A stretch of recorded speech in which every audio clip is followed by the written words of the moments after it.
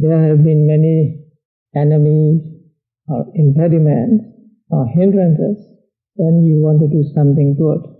And everybody who practices meditation meets this enemy, and they have to make effort a lot to conquer this enemy. And this enemy is sleepiness. It comes to everybody. Nobody is immune from it. Traditionally, there are hindrances which are to be overcome before you can get concentration. There are 5 of them: sense desire, ill will, sloth and torpor. Actually there are 2, but they are grouped into 1. And restlessness and remorse, also 2, taken as 1. And skeptical doubt. These are the 5 hindrances which must be removed in order to gain concentration and higher spiritual attainments. And in the language of the books, we call sloth and torpor. In everyday language, it is just sleepiness. At one time or another, the sleepiness sets in, and meditators find it very difficult to keep up meditation. And in the Pali text, as well as in the commentaries, there are given ways to deal with the sleepiness, sloth and torpor. They are the tested methods, so they are effective. Once a person asked me how my meditation teacher, Mahati Sayadaw, deals with sleepiness. And I told him, Sayadaw did not have to invent any method, any way to meet sleepiness, because they are already mentioned in the books. And in this book, these ways are mentioned. It's the 5 mental hindrances. The reason why sloth and torpor or sleepiness arise is given as unwise attention.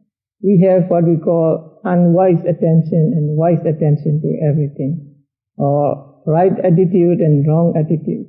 If we have wrong attitude towards things, these hindrances and also the unwholesome thoughts tend to arise in us. Seeing that drowsiness or this sluggishness or sleepiness is a hindrance, it is not to be desired when meditating, and it is to be overcome by some means, then it will be overcome.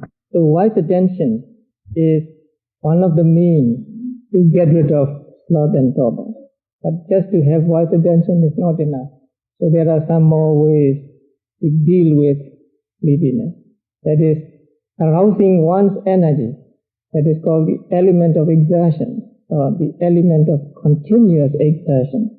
When the Buddha Dubi sat under the Bodhi tree to practice meditation, which would lead him to the attainment of Buddhahood, he aroused energy in this way. May nothing remain but skin and sinews and bones. May flesh and blood dry up in the body. What can be achieved by manly strength, manly energy, manly exertion, not before having achieved it, shall my energy subside. So that is, let my skin and sinews and bones be nothing. May my flesh and blood dry up, but I will not forsake exertion until I reach Buddhahood. So in this way, the Buddha Dubi aroused energy in himself and practiced meditation. If we can do the same, it would be very good. And there are 6 things which are conducive to the abandonment of sleepiness, sloth and torpor. First is knowing that overeating is the cause of it. So if you eat much, you feel sleepy just after eating, because when your stomach is full, blood which normally goes to the brain has to go to the stomach. And so there is less blood supply to the brain, and so you feel drowsy and sleepy. So knowing that overeating is the cause of it, you can reduce eating. So moderation in eating is one way of getting rid of sleepiness or avoiding sleepiness. It is advised in the books that when you eat, leave 4 or 5 spoonfuls alone, not eaten. And instead of 4 or 5 spoonfuls, just drink water, and that will keep you comfortable. So if you feel sleepy when meditating, one of the things you can do is eat just a little less. Do not fill your stomach to the full. You may have noticed that in the schedule, walking period follows breakfast and lunch. That is to help you to be less sleepy when you sit and practice meditation. It is a habit. It was the habit of the monks to walk up and down for a while after eating. That way they can avoid drowsiness after eating, mental sluggishness, and sleepiness. The other thing you can do is changing the bodily posture. If you feel sleepy when you are sitting, you may stand up and practice meditation standing up. Or if you feel sleepy when you are lying down, you may get up and sit or stand or walk. That way you can avoid sleepiness. The third thing is thinking of the perception of light. That means try seeing light, visualizing light. Think that you are looking at a bright light or looking at the sun or the moon, so that your eyes become wide and the sleepiness goes away. And also paying close attention to what you observe, trying to see them clearly is another way of thinking of the perception of light. So when you are sleepy and when you are sitting and sleepy, try to see light. Imagine that light is all around you, and sun and moon. Or try to pay more attention to the objects so that they become clearer to you. And that way you may be able to get rid of sleepiness. One other thing is staying in the open air. If you feel sleepy when you are in the hall or in the room, then stay in the open air. Go out and sit in the open air, and you will feel less sleepy there, especially in the real open air, not under the trees. The other way is to have noble friendship. That means to have friends who can talk with you about getting rid of sleepiness and who themselves are not given to sleeping much. Talking to them and taking them as example may lead you to abandon sloth and torpor or sleepiness. And the last one is suitable conversation. That means something like counseling, talking with the other person about sleepiness, the disadvantages of sleepiness and advantages of alertness. By talking about sleepiness, you may be able to abandon sleepiness. And in addition, there are things that are helpful in conquering sloth and torpor. The one is recollection of death. Sleepiness comes from laziness, sluggishness. So when sleepiness comes to you, try to recollect of death. Today the effort should be done. Who knows if tomorrow death will come? Nobody knows whether he will die tomorrow. So when there is still time today, be not slothful. So get up and step up your energy and so on. So recollection of death is one way of getting rid of sleepiness. Or you can perceive suffering in impermanence. Everything is impermanent. And anything that is impermanent is suffering. When one sees suffering in impermanence, one cannot be slothful. One cannot be lazy. One has to exert. One has to put forth effort to practice meditation in order to make an end to this suffering. And also it is helpful to practice sympathetic joy. to get rid of sleepiness. Sympathetic joy means joy in the happiness of others, in the prosperity of others. When you have this joy for the happiness of others, your mind becomes alive. So you can drive away sleepiness by practicing sympathetic joy. Think of your friends who are in prosperity, who are in good shape, and be happy about them. Or you can contemplate on the road of one spiritual journey. That is, I have to tread that path which the Buddha, the Pāccika Buddhas, and the great disciples have gone. That path cannot be trodden by an indolent person. So the path, this Vipassana path, was discovered by the Buddha and practiced by him and practiced by the Pāccika Buddhas. They are like Buddhas and his great disciples. And this path of Vipassana cannot be trodden by those who are indolent, who are lazy. So don't be lazy. Then contemplation on the Master's greatness. Full application of energy was praised by my Master, that means the Buddha, and he is unsurpassed in his injunctions and a great help to us. He is honored by practicing his doctrine, not otherwise. So when you contemplate on the Master's or the Buddha's greatness, you get this inspiration from him. So you apply energy, or you apply effort for the practice of meditation. Or you can contemplate on the greatness of the heritage. I have to take possession of the great heritage called the good law. But one who is indolent cannot take possession of it. We are sons and daughters of the Buddha, our teacher. And if we want to take possession of the great heritage from the teacher, we should not be indolent. We should not be lazy. We should not sleep too much. And you can stimulate your mind sometimes. The application of wisdom or the arousing the factors of energy, factors of rapture, factors of investigation.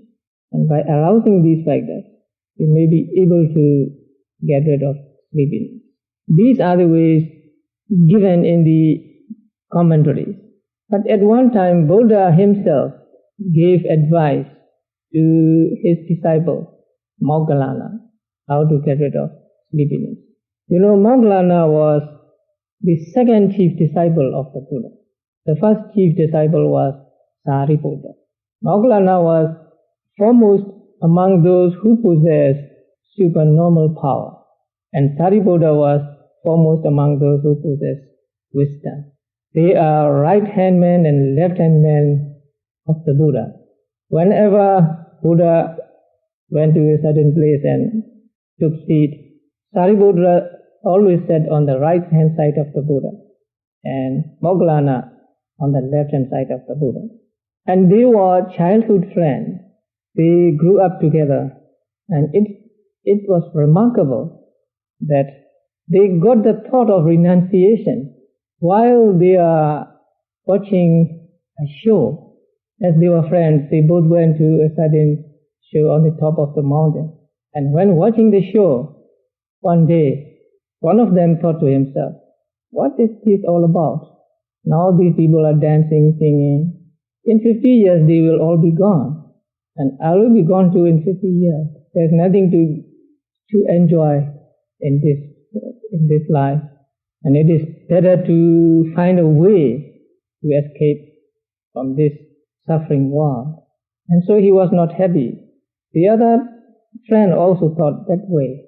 And one friend asked the other what has happened to them, because he was not like on other days. And so both of them expressed their thinking to one another, each other, and they decided then and there to renounce the world and to look for a way to end suffering. So they became ascetics, and they went to a teacher and lived with them. But they did not get what they want from that teacher.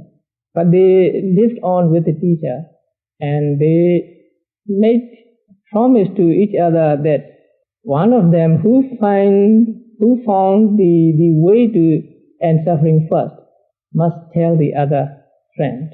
So one day Sariputta met the met a disciple of the Buddha, and they learned something from him. And when that disciple preached to him, Sariputta became a Sotapanna. Sariputta got the first stage of enlightenment from that disciple. That disciple was the youngest of the 5 disciples to whom the first sermon was delivered. So when Sariputta got that, Sariputta said, please stop here.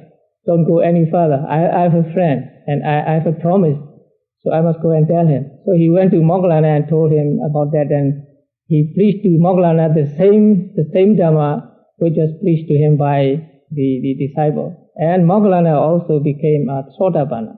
After becoming Sotapanna themselves, they wanted to go to the Buddha. So they asked their teacher permission. Actually, they asked their teacher also to go to the Buddha. But the teacher said, I am a teacher, I cannot be a pupil, I cannot be a student again. So you go, you just go, I'll be here. So they left. And when they left, the other ascetics, 250 other ascetics followed them. And they approached the Buddha, and when they reached the Buddha said, those 2 persons coming will be my chief disciples. And so when they came, they asked Buddha to accept them into the order of monks. And Buddha said, come, O monks. So just by Buddha saying, come, O monks, they were changed into monks. So they don't have to undergo the ordination ceremony. Now, they are called come here monks. Yes. So after they became monks, now 250 followers became, they got enlightenment when they came to the Buddha and the Buddha preached to them. But the two friends were left.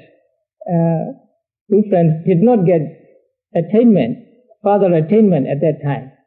So these 2 persons, Sariputta and Moggallana, went to a different place and practiced meditation. And Moggallana was practicing meditation at a certain place. And when he was practicing, he was overcome by sleepiness. So he was sleeping, maybe going like that again and again. The Buddha knew this. So Buddha went to him and asked him. And when he said yes, then Buddha told him ways of overcoming sleepiness. And at the end of the discourse, Buddha gave him subject of meditation, another subject of meditation on the elements, the 4 great elements. And he became an arahat.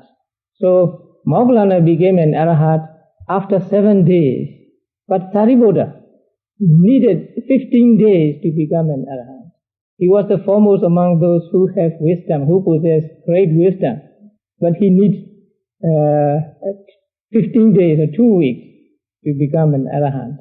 And in the book it is said that it is like a king's going out. When a king wants to go out, he has to prepare this and that, and so it takes much more time. If an ordinary person wants to go out, he just go out. He doesn't have to do anything. So it takes more time for Sariputta to become an arahant. And one thing strange about Sariputta was that he was like a person who eats out of a dish prepared for another person. That means Buddha was preaching to Sariputta's nephew, a certain Sutta. And Sariputta was listening to the Sutta. So this Sutta was not preached to him. But at the end of the Sutta, Sariputta became an arahant. Now about Moggallana. So once the Exalted One spoke to the Venerable Mahamoggallana thus, "Are you drowsy, Moggallana? Are you drowsy, Moggallana?" He was really drowsy, he was really sleepy, so he said, "Yes, Venerable Sir." Then the Buddha said, "Well then, O Moggallana, at whatever thought torpor has befallen you, to that thought you should not give attention. You should not dwell on it frequently. Then it is possible that by so doing, torpor will disappear." This is the first method given by the Buddha. So if sleepiness comes to you, comes to you thinking some thought, then don't think that thought. If by thinking some thought you feel sleepy, then leave that thought alone. Do not think of that thought. By so doing, you will be able to conquer sleepiness. Sometimes you think of something and you feel sleepy. But don't think of that thing. That is the first method given by the Buddha. Number 2, but if by so doing that torpor does not disappear, you should think and reflect within your mind about the doctrine you have, as you have heard and learned it, and you should mentally review it. Then it is possible that by so doing torpor will disappear. So the second way to get rid of sleepiness is to reflect about the doctrine you have heard or learned, to think about the doctrine, and you should mentally review it, thinking over it again and again. And by so doing, sleepiness will go from you, go away. Sleepiness comes to you when your mind is inactive. Now by reflecting in your mind, sleepiness comes to you when your mind is inactive. Now by reflecting in your mind the doctrine you have heard or learned, you make your mind alert, and so sleepiness naturally disappears when the mind is alert. So in order to make the mind alert, reflect on the doctrine or on something you have learned, something you have heard. Think of it or reflect upon it, and torpor, sloth and torpor will disappear. This is the second method. So if you do not know any of the doctrines, you may reflect on anything you have learned at school. Number 3, but if by so doing that torpor does not disappear, you should learn by heart the doctrine in its fullness, as you have heard and learned it. Then it is possible that by so doing torpor will disappear. That means recite something which you have learned. Everybody has learned something by heart, so recite something. In this respect, monks are fortunate because we have a lot learned by heart. I think even singing a song may be able to drive away sleepiness. So you should learn by heart and recite it, the discourse or the doctrine, as you have heard or learned it. This is one way. Number 4, but if by so doing that torpor does not disappear, you should shake your ears and rub your limbs with the palm of your hand. Then it is possible, by so doing, torpor will disappear. This piece of advice is given by the Buddha himself, so you can do that. Shake your ears, or pull your ears, and rub your limbs with your palm. Next time when you feel sleepy, try that. So when you shake your ears, or when you pull your ears, there's some pain there, and then you become alert. So shake your ears and rub your limbs with the palm of your hand. Number 5, but if by so doing that torpor does not disappear, you should get up from your seat, and after washing your eyes with water, you should look around in all directions and look upward to the stars in the sky. Then it is possible, by so doing, torpor will disappear. So the next thing you can do is get up from your seat. So when you feel sleepy while sitting, get up from your seat, and after washing your eyes with water, throw cool water on your face, wash your eyes, and look around in all directions, and look upward to the stars in the sky, because people usually meditate during the night. So it is advised to look upwards to the stars in the sky.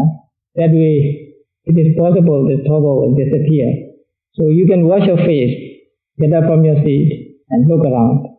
Number 6, but if by so doing that torpor does not disappear, you should firmly establish the inner perception of light. As it is by day, so also by night. As it is by night, so also by day. That means, even though it is night, imagine it is day, full of light. Thus, with the mind clear and unobstructed, you should develop a consciousness which is full of brightness. Then it is possible, by so doing, torpor will disappear. So imagine yourself as seeing light, seeing bright light, sunlight, moonlight, and other light. By so doing, your mind will become clear and unobstructed, then sleepiness or torpor will disappear. So this is by firmly establishing the inner perception of life. You are not to look at with your eyes at the light, but just imagine that you are seeing light. This is the sixth method.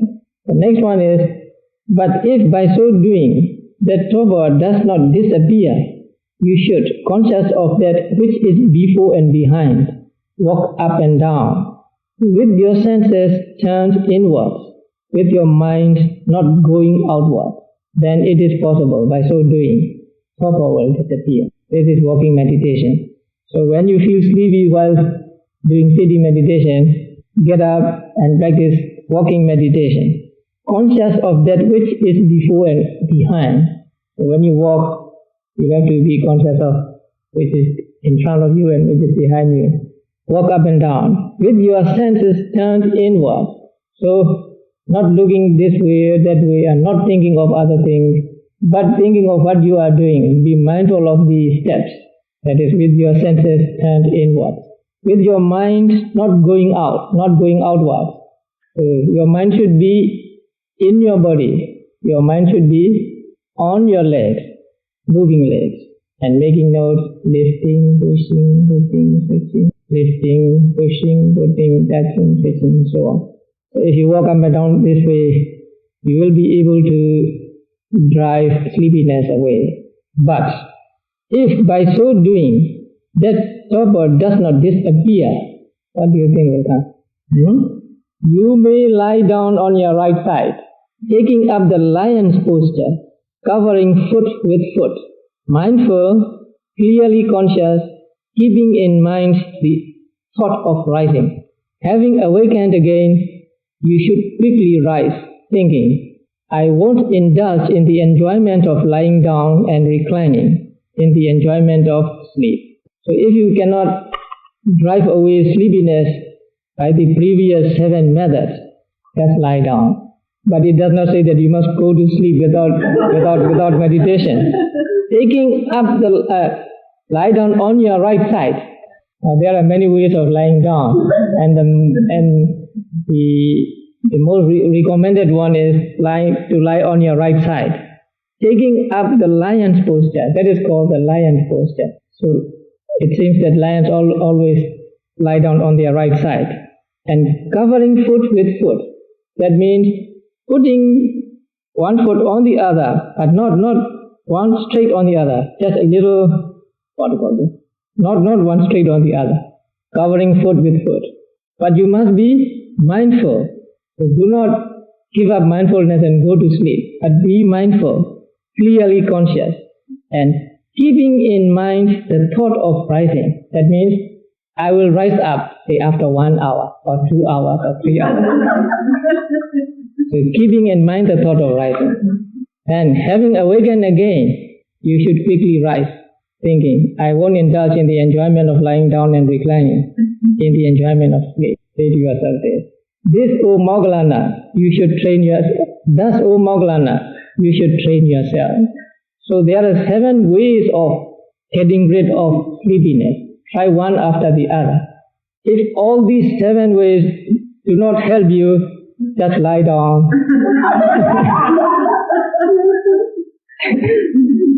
Be mindful and be still. And as soon as you wake, you wake. Then just get up quickly, rise up quickly, and say to yourself, I will not indulge in the enjoyment of lying down and reclining, in the enjoyment of sleep. So these are the ways recommended by the Buddha when you have sleepiness, when you have to fight with sleepiness. One way or the other will help you. And there are many other ways in our country. Monks have to learn by heart a lot. They have to learn books by heart. And then in order that they can recite it at any time, they have to recite every day. So when they make recitations, mostly during the night, they feel sleepy and sometimes they even fall asleep. So what they did to fight against sleepiness was, what one monk did was, we have wells not like the pipe wells, deep and wide wells. About in my native city, wells are usually about 45 feet or 50 feet deep. So he put a plank across the well and sit on the plank and recite. he never fell down. He never fell asleep. And the other monk, he kept sleepiness away from him by having a coconut. So he lay down. He lay down and he put his head on the coconut. So he used a coconut as a pillow, and he recited. Whenever sleepiness comes to him, his head falls down and hit the floor. And the floors are not like that, not carpeted, the hard floor. So his head hit against the floor. So maybe after about 2 times he will be wide awake. But that is not meditation. That is recitation. So there are many ways to keep sleepiness away from you while doing anything. And so when you feel sleepy, try this way. The other thing to do is just be mindful of sleepiness. When you feel sleepy, that can help. Sometimes after 4, 5, 6 notes, you become alert again. That is how the yogis are instructed at the Rangoon Center. When you go to sleep, you do not go to sleep. You lie down on the bed slowly and making notes of the body going down slowly. And then when your body touches the couch, it's touching. And when your head touches the pillow, touching. And when you are laying down, you are not to give up mindfulness. You try keeping on the breath, in, out, or rising, falling. Then slowly sleepiness will come to you. And when sleepiness comes to you, don't give up. Don't let it overwhelm you. Just make note of that sleepiness, or be mindful of sleepiness. Say to yourself, it is very probable that sleepiness will go away when you are mindful. Then you are alert again, and you keep your mind on the breath again, and then sleepiness comes again. So in this way, let sleep come to you, and do not go to sleep. That is what you have to do while you are in a retreat. So don't go to sleep. Just lie down and let sleep come to you. First time it comes, try to drive it away by being mindful. And if it goes away, take up the meditation again. Then it will come to you again. Try again. If you are really sleepy, if you really need sleep, then sleep will come to you. You don't have to worry about that. So that is how the instructions are given for going to bed, for letting sleep come to you. And also, here is the expression, keeping in mind the thought of rising. That means, I will rise up in the morning. I'll rise up in the morning at 5:30, whatever time you like. So when you make this something like a decision before going to bed, you don't need an alarm clock. You will wake up in the morning at that point of time, because there are no alarm clocks. There were no alarm clocks in the time of the Buddha. So the alarm clock was this. I will get up early in the morning at sunrise or at dawn. So when you are in a retreat, it is very important to keep mindfulness as long as you can. That is why continuity of practice is emphasized during the retreat. Why is this emphasized? Because realization or the discovery can come to you any moment. There is no promise that it will come when you are sitting only or when you are walking only. It will come to you at any moment. There's a story of Venerable Ananda. He was practicing meditation and he was putting forth more energy and he was agitated, restless, and he couldn't make any progress. Then he slowed down. Slow down means with mindfulness. And he lied down, he lowered himself down on the couch. And at that odd moment, realization came to him. He became an arahant at that odd moment. He was not lying, he was not sitting, he was not standing, he was not walking. So he was the only one who reached arahantship outside of the four postures, sitting, standing, lying, and walking. So realization can come to you at any. Therefore, it is important to keep mindfulness always. And practice of meditation is compared to rubbing two sticks together to produce fire. Before the matches came into being, when people wanted fire, they had to rub two sticks together until the fire is produced. So when you rub two sticks together to produce fire, you must rub until the fire is produced. You cannot stop in the middle. If you stop somewhere in the middle, you have to do it from the beginning again, because you need the growing degree of the growing amount of temperature. So, in the same way, when you practice meditation, you are building up the strength of concentration, and this strength of concentration can be built up only when one moment of concentration or mindfulness is supported by another moment of concentration. That is why it is important to keep mindfulness with you always, to make mindfulness your constant companion.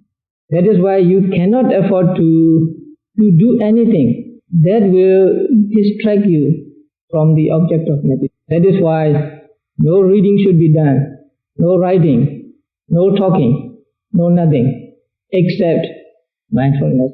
Time is very precious for retreat. You cannot get a long holiday whenever you want. It's only rarely that you can get a long holiday. And this holiday you are using it for the purpose of spiritual development. And so this time, only 5 days this time. Time is very precious. And we should use this time to the best of our ability, to the best advantage. So we keep mindfulness always with you. Do not let mindfulness leave you at any moment. It will leave you when you are asleep. That doesn't matter. So keep mindfulness always with you. And avoid doing things which will interfere with this mindfulness. You have plenty of time to talk, or to read, or to write after the retreat. So the retreat time is the real time for practice, for applying mindfulness to everything you do or to every activity. So it is very important. In Rangoon at the center, there are meditator watchers. There are people who watch the meditator, and when they seem to be without mindfulness, they would go to them and warn them, "Hey friend, you are out of mindfulness. Take care," something like that. At first they resented that, being warned by other persons, but later on they are very grateful for that. Because sometimes people don't know that they are out of mindfulness, and so the other meditator watchers who are advanced and experienced meditators, they went to them and warned them, and so they were grateful later. So keep the practice always as much as you can. This is the key to the practice of meditation retreat. You don't have to do anything. Even the other kinds of meritorious can be ignored while you are really seriously practicing meditation. I think you noticed I make chantings in the morning. I chant every day. And then when I was in Miami, I was giving a retreat in Miami. I chanted in the hall, meditation hall. But I didn't tell people to come to the chanting because I want to let them sleep. But the next day, a woman came to me and asked me whether she would come and listen to the chanting. I said, yes, everybody is welcome. So tomorrow, the day after tomorrow morning, I'm going to take chantings in this hall. Anybody who is interested in listening to the chanting can come here. These are the protective chantings that monks chant at different occasions.